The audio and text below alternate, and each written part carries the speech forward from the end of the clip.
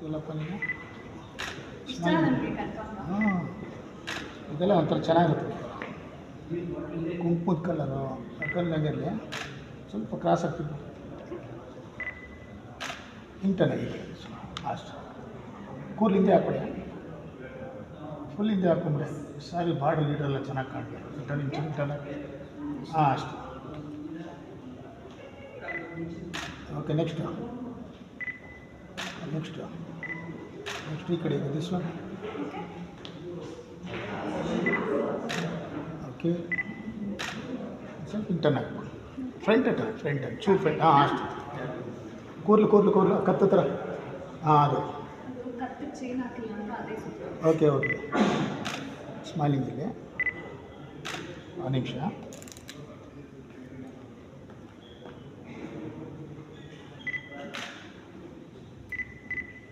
Okay.